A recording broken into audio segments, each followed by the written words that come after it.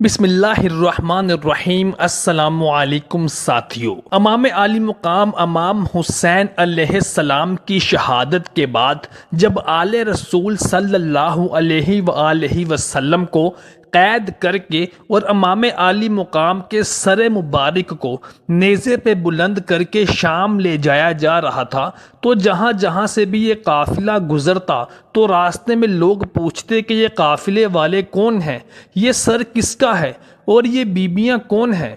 جس کو بھی یہ معلوم ہوتا کہ یہ رسول خدا صلی اللہ علیہ وآلہ وسلم کا مبارک خاندان ہے، تو ہر شخص ان ظالم انسانوں پر لعن طعن کرتا اور سب کی کوشش یہی ہوتی کہ یہ لعین لوگ اس قافلے کو ہمارے علاقے میں نہ روکیں، کیا پتہ کب ان پر اللہ تعالیٰ کی گرفت ہو جائے اور یہ اللہ کے عذاب سے دو چار ہو جائیں۔ جب یہ قافلہ قرطان کے علاقے میں پہنچا تو وہ لوگ پہلے سے ہی باخبر ہو چکے تھے کہ فوج یزید نے نبی صلی اللہ علیہ وآلہ وسلم کے خاندان کو شہید کر دیا ہے اور ان کے باقی افراد کو قید کیا ہوا ہے، تو ان لوگوں نے اپنے شہر کے دروازے بند کر لیے اور یہ قافلہ شہر کے باہر رک گیا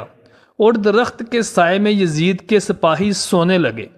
جب رات ہونے لگی تو ایک بوڑھا راہب جو قریب ہی رہتا تھا وہ آیا اور کیا دیکھتا ہے کہ ایک بہت ہی نورانی سر ہے جس پہ آسمان کے فرشتے جھک کر سلام کر رہے ہیں اور نورانی سروں والے پرندے ستون کی شکل میں آسمان سے سر تک نازل ہو رہے ہیں۔ سر انور قرآن مجید کی تلاوت کر رہا ہے۔ وہ بوڑھا راہب واپس اپنے گھر گیا اور پوری رات سوچتا رہا کہ یہ کس مقدس ہستی کا سر ہے۔ اس نے صبح آ کر سپاہیوں سے پوچھا کہ یہ سر کس ہستی کا ہے۔ فوج یزید نے کہا کہ یہ سر امام عالی مقام امام حسین ابن علی رضی اللہ تعالی عنہ کا ہے۔ تو اس نے پوچھا کون حسین؟ اتنے میں شمر ملعون آ گیا اور کہنے لگا حسین فاطمہ کا بیٹا، محمد کا نواسہ، جو کہ مسلمانوں کا آخری نبی ہے۔ وہ بوڑھا شمر سے کہنے لگا کہ بڑے بدبخت ہو کہ اپنے منہ سے ہی اپنے نبی کا نام بھی لیتے ہو، اس کو نبی بھی مانتے ہو اور اس کے نواسے کا سر بھی نیزے پر چڑھایا ہوا ہے اور ان کو ناحق شہید کیا ہے، اور یہ عورتیں کون ہیں؟ تو شمر کہنے لگا کہ یہ رسول خدا صلی اللہ علیہ وآلہ وسلم کی نواسیاں ہیں اور ان کی بیٹیاں ہیں۔ وہ رو رو کے کہنے لگا شمر مجھے اس مقدس سر کو ایک رات کے لیے دے دو۔ شمر کہنے لگا کہ یہ قافلہ شام جا کے رکے گا کیونکہ ہم نے یزید سے بہت بڑا انعام و اکرام لینا ہے۔ وہ راہب یزید کے اس ملعون شمر سے کہنے لگا کہ میرے پاس 10,000 درہم ہے، اگر تم ایک رات کے لیے مجھے یہ سر اقدس دے دو تو میں یہ درہم تمہیں دے دوں گا۔ سب آپس میں مشورہ کرنے لگے اور اس کے بعد اس نتیجے پر پہنچے کہ ٹھیک ہے، ایک رات اور رکتے ہیں، اور ان ظالموں نے اس راہب سے 10,000 درہم لے کے امام عالی مقام امام حسین علیہ السلام کا سر انور اس راہب کو دے دیا۔ وہ راہب آپ رضی اللہ تعالی عنہ کا سر مبارک اپنے گھر لے آیا اور ایک پتھر پہ رکھا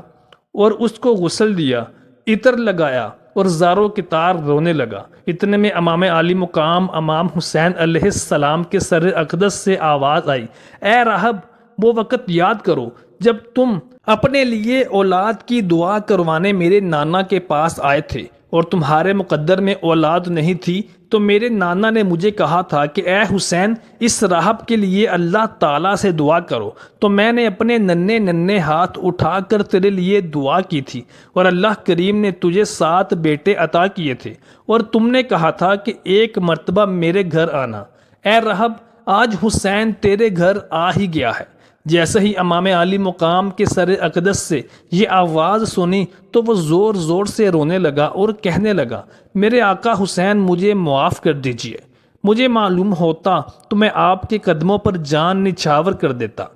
سر امام عالی مقام نے فرمایا اے راہب اللہ کی مرضی ہے، یہ اللہ کا دین ہے جو میرے خون سے زندہ ہونا تھا۔ پوری رات وہ امام عالی مقام کے سر اقدس سے فیوز و برکات حاصل کرتا رہا۔ جب صبح کا وقت آیا تو اس نے سوچا کہ میں مولا حسین علیہ السلام کا سر کیسے واپس کروں گا، تو تاریخ کی کتابوں میں لکھا ہے کہ وہ جو 7 بیٹے اس کو امام عالی مقام کی دعا سے نصیب ہوئے تھے، اس نے ان میں سے ایک بیٹے کا سر قلم کیا اور شمر کے پاس لے گیا۔ شمر نے جیسے ہی سر کھول کے دیکھا تو کہنے لگا یہ حسین کا سر نہیں ہے۔ وہ واپس لے آیا، پھر دوسرے بیٹے کا سر قلم کیا، اس کو بھی شمر نے نہ لیا۔ جب اس نے اپنے تمام بیٹوں کے سر قلم کر کے باری باری شمر ملعون کو دے دیے تو شمر نے کہا کہ اے بوڑھے انسان، اگر تو نے ہمیں حسین کا سر واپس نہ کیا تو ہم تیرے سارے خاندان کو قتل کر دیں گے۔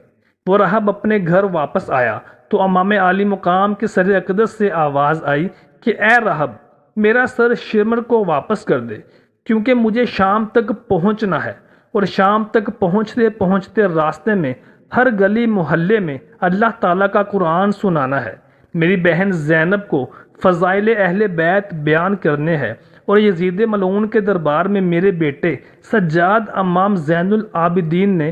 یزید ملعون کو لوگوں کے سامنے بے نقاب کرنا ہے۔ تو اپنے بیٹوں کے سر ان کے دھڑوں کے ساتھ جوڑ کے رکھ دے، اللہ کے کرم سے یہ تمہارے ساتوں کے ساتوں بیٹے زندہ ہو جائیں گے۔ اس بوڑھے راہب نے امام علی مقام امام حسین علیہ السلام کے سر سے آنے والی آواز کے مطابق اپنے بیٹوں کے سارے سروں کو ان کے دھڑوں کے پاس رکھ دیا، اور اللہ کے کرم سے اس کے ساتوں بیٹے زندہ ہو گئے۔ پھر وہ روتا ہوا امام علی مقام کا سر انور لے کر شمر ملعون کے پاس گیا اور اس کو واپس کر دیا، اور اسے خوب ملامت کیا اور کہا کہ تم کیسے امتی ہو کہ اپنے ہی نبی کی اولاد کو ذبح کرتے ہو، اور تم قیامت تک عذاب کا شکار ہوتے رہو گے، اور ساری دنیا تمہارے اوپر لعن طعن کرتی رہے گی۔